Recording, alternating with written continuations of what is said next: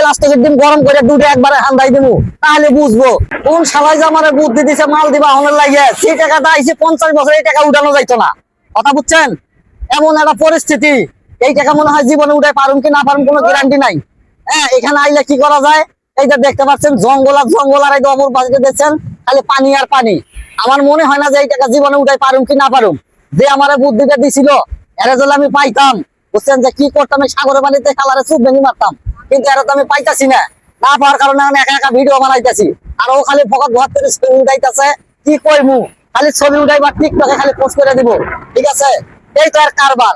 আর video গুলো তো আপনারা শেয়ার করেন না, কেমনে ভিডিও বানাইমু?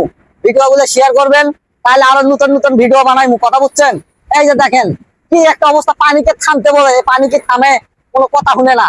এই কারণেই বলছি মালদ্বীপ আহনের আগে ওই যে দেখেন আরেকজন আবার কেমনে ছবি উঠাইতে চাইতে, দেখো কারবার দেখো, ঠিক আছে? কিছু পারুক আর না পারুক, এখানে ছবি উঠাইতে পারবো, টিকটক বানাইতে পারবো। আর যে বুদ্ধিটা দিছে এরা যদি কোনোদিন আমি পাই, তাহলে আর খবর করে ছাইড়া দেবো, প্লাস্টিকের ডিম গরম করে দুটো একবারে হান্দাই দেবো, তাহলে বুঝবো, কথা বুঝতে পারছেন? এই যে দেখেন কি একটা অবস্থার মধ্যে আমরা আছি। আর অবশ্যই ভিডিও গুলো শেয়ার করে দিবেন, যারা আছেন তারা শেয়ার করে দিবেন, বেশি বেশি করে, বেশি বেশি করে শেয়ার করে দিবেন, বুঝছেন?